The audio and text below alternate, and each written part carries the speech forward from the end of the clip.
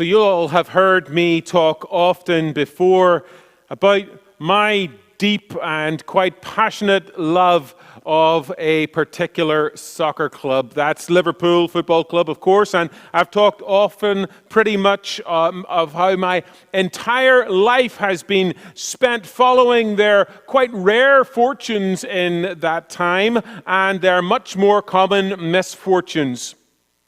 For 30 years, I have followed the club, longing for them to find that winning formula again that would make them champions of England once more. Now, those 30 years of rather disappointing journeying were deemed completely worth it back in the summer when my team finally reached that goal that I had been longing for them to reach during those decades.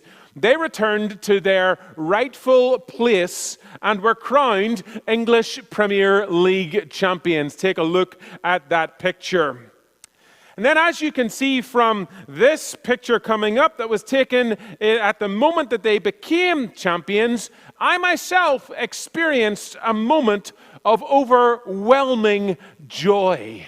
Overwhelming joy. Now, you know the kind of joy I'm speaking of. Again, look at it on that picture. That was taken at the very moment that Liverpool were crowned champions. Now, you know the kind of joy that I am speaking of here. It is a rare and a beautiful thing, and it is usually experienced on the very best days of our lives. Now, the best days of my life probably mark the very same occasions as your own best days. For Margaret and myself, the day of our marriage was a tough one for the entire world, of course, but it was one of overwhelming joy for us. Take a look at those two cute kids right there.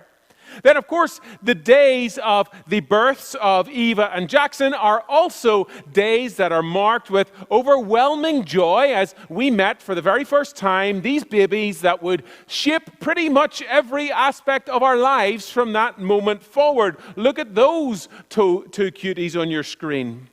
Those are the first and second best days of my life combined, of course. But I want to tell you about the third best day of my life today, known to those who shared in it as Grosvenor Day. Now, I don't expect many of you to know what I mean by Grosvenor, except the handful of you that are maybe joining from across the Atlantic this morning. But Grosvenor is the name of the rugby club that I played for between the years of 2007 and 2013. And I'm taking you back now to the season 2008-2009, where I had been the captain of the second team at Grosvenor all season long. We had gone undefeated in our season. We had been crowned champions of our league, and we had made it all the way to the final of what is known locally as the Forster Cup. Our first team that year had also had quite a remarkable season. They had just been pipped at the post of winning their league. It had gone to another team, but they too had made the journey all the way to the final of their tournament, known as the Gordon West Cup. And both finals were to be played on the same field, the home of Northern Irish Rugby, on the same beautiful day in April 2009. Now, to cut a long and quite glorious story short, and believe me, I could tell you every detail of that day and both games, we won both of our respective trophies in quite convincing fashion. It was a day of total togetherness for our little club and a total togetherness and unity in our teams. And it was a day of success and victory that made all of those really cold, long winter nights on the training field absolutely worth it. It was also a day that I experienced overwhelming joy. There's a picture of me holding up the trophy that day. These moments of such joy are few and far between in our lives. But when we experience them, they make all of the work, all of the effort, all of the journeying, all of the longing absolutely worth it. Overwhelming joy is what Matthew tells us these wise men experienced as they got to the end of their own journey. You see, they had seen a star appear up in the sky, a new star, and they knew what this meant, that a new king had been born. Now, for some reason, they then go to see King Herod to ask him where this new king of the Jews has been born. I mean, why on earth you would ever go to the existing king to ask where the new king has been born is beyond me. It strikes me as something that would be remarkably dangerous and may land you in a spot of trouble with King Herod. Now, Herod understood exactly what the appearance of this star meant, that it might just be the Messiah, which in turn meant a direct threat to his own kingship. And so, gripped entirely by fear and eager to find out exactly where this new king is, Herod calls the wise men back into his room for a secret meeting, and he says this to them. He says, "Hey guys, I want you to follow that star wherever it leads, and when you find out where the child is, let me know, because I would like to go and pay homage too."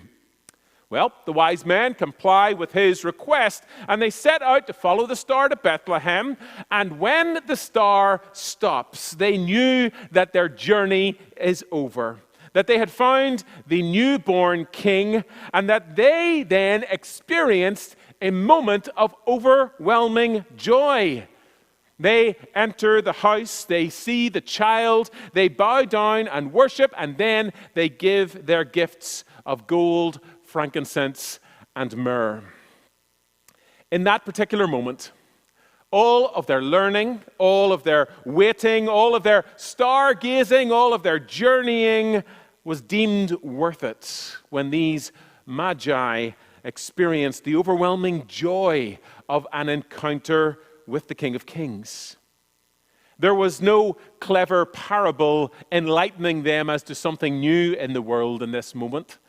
There was no miraculous healing or feeding of 5,000 people to bring them to their knees filled with awe and wonder at what they had just seen. Nope, there was just a child and his parents in a place in a wee town called Bethlehem in Judea.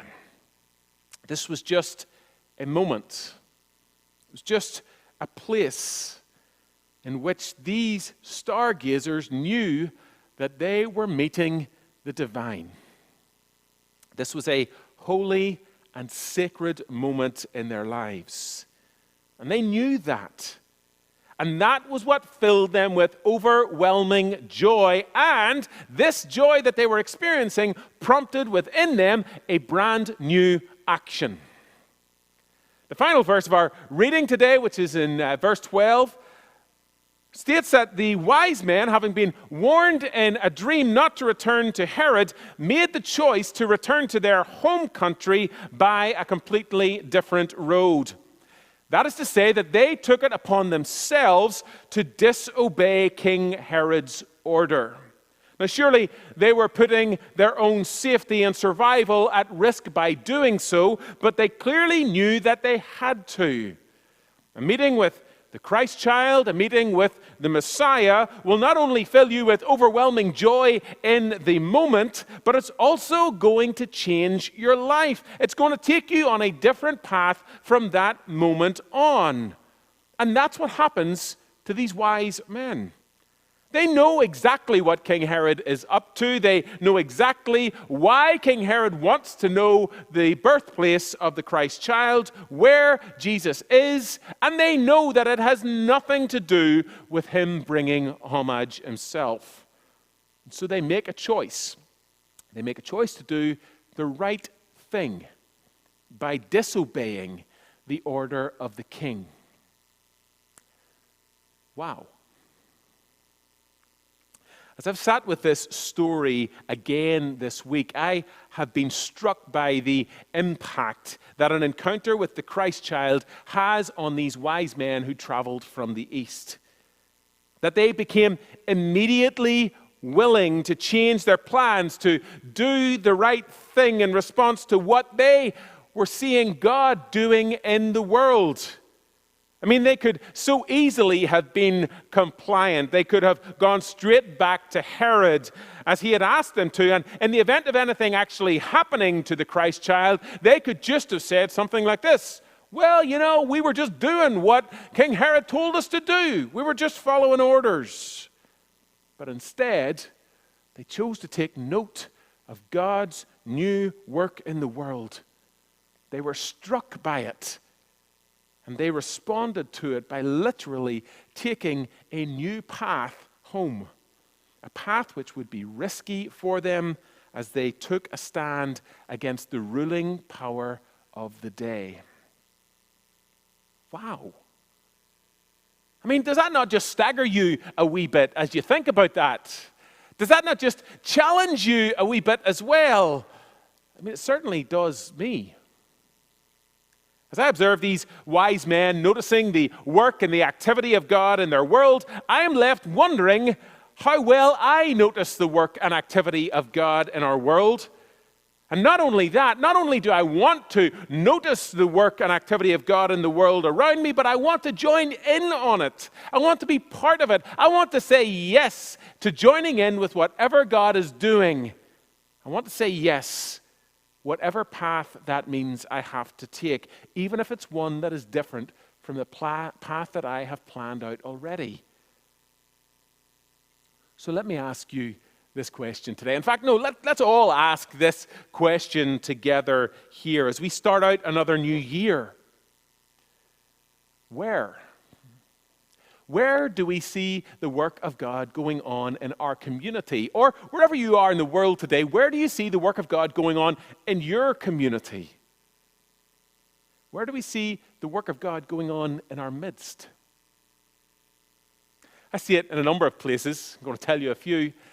I see it in the work that's going on in our local community to feed hungry people through organizations like Barnabas, through IDN, Gracie's Kitchen, through our own share a meal and sandwich ministry that goes on here. Those who are struggling profoundly in these days to put food on their tables are receiving help. That's the work of God taking place. I see the work of God in the Fill the Table initiative of the Florida Conference of the United Methodist Church. Through this initiative, we are joining together with all of the other churches in our conference, working as one to fight food insecurity in our state by feeding 3 million meals to Floridians by September 2021. When we serve a meal here, we're counting it towards those 3 million. We are putting a dent in food insecurity in our world. That's the work of God going on. I see the work of God taking place in our ongoing community conversations on race that are happening in partnership with our friends at St. Peter's and from First Presbyterian Church. Conversations in which we are doing our best to learn more about the ongoing problem of racism and racial injustice in our nation and in our world, asking questions as to how we can make a difference in how we respond to those realities. I see the work of God again in the Florida Conference of the United Methodist Church, which has undertaken a specific focus on this work of anti-racism as an aspect of our discipleship as followers of Jesus Christ. They're looking at the world around them. We're looking at the world around us, and we are getting involved in these difficult and tension-filled times in the problems that are right before us. That's the work of God taking place. I see it in the gathering groups of our people here at Memorial. People who are seeking God through study and through fellowship. I see it in those little aha moments that our people are having and are experiencing in those settings when their eyes have been opened up to something new that you had not known or considered before in your journey of faith. I see the work of God as many of you dive deep into God. Sometimes for the very first time, you've been worshiping for years but never joined in on a small group opportunity. And here you are now, finding yourself floating in an ocean of God's grace, learning new things. I see the work of God in our community and in our midst. I see the work of God in our world in these ways and so many more, and it fills me with overwhelming joy. How about you? When you see the work of God, does it fill you with overwhelming joy? We call these kinds of moments epiphany moments. Times when the light comes on and we see things a little bit clearer. And as we've already said today, this is Epiphany Sunday, when we remember that moment for when the wise men had the light come on for them. They saw the work of God in the world more clearly, and they knew that joining in with it was what they had to do, even though it was going to take them on a new pathway home. So on this Epiphany Sunday, I ask you the question again. Where are you seeing the activity of God in the world around you today? Where are you seeing the work of God in a way that is giving you overwhelming joy at what God is doing in our midst? Where are you noticing God's activity in a way that makes you willing to join in on it, that makes you desire to join in on it? What's the new path that God is going to take you down as you respond to an encounter with Him today? Perhaps you'll join a study. Maybe join another study again. Maybe join a study for the very first time in your journey with Christ. Maybe you'll enter into that life of study and fellowship in which your eyes will be opened, your heart will be warmed, and you'll be drawn closer in your relationship to God. Perhaps that pathway is just showing up to prepare and serve a meal to those who are underfed in our community. Joining in with IDN or Gracie's Kitchen or through our Share a Meal program here. Perhaps it's simply sharing food with those who need it at the minute. Perhaps joining in with that work is taking on your role in working out what your next steps are in the problem of racial injustice in our nation and in our world. Working out the next steps of your own journey with that. Perhaps it's supporting local food banks by donating to them. When you do your shopping this week, wherever you are, buy a few extra things, some non-perishable items that you can take along to a local food bank. If you're here in Fernandina Beach, bring them here. We'll make sure that they get to Barnabas. However we do it, my friends, the call is on us all. This day, at the start of another brand new year, the call is on us all to notice anew the work of God in the world and to resolve to join in on that work wherever it leads us, whatever new path it takes us down. You see, it's with that specific thought in mind that today, Methodists throughout the world, whether they are meeting online or virtually or in person, whether they're at home in their own devotions, it's with that in mind that they're joining in reciting a prayer today, a prayer known as John Wesley's Covenant Prayer. And together, as they do that throughout the globe, they are renewing their personal and corporate covenant to be God's people in the way that God has called the people called Methodists to be. That is, in seeking and pursuing personal or scriptural holiness and social holiness as we walk with God in this world. And so today, as I bring these few thoughts to a close, I want to invite you to say with me the words of this covenant prayer. Now, if you've been steeped in the Methodist tradition, you might have prayed this prayer 50, 60, 70, hundreds of times in your life. You might have read it again and again, and it might just be like the Lord's Prayer to you. You know how we sometimes say it and we don't actually think about what we're saying? Today I invite you to read these words on your screen slowly and deliberately and say them with me if you're willing to take in the words of this prayer, because make no mistake, it's a heavy prayer to pray. It's a prayer of commitment, a prayer of covenant between God and ourselves as we commit and covenant to join in with the work of God in this world, whatever that means. And so let's take a second or two of stillness now and then join with these words as they come up on your screen.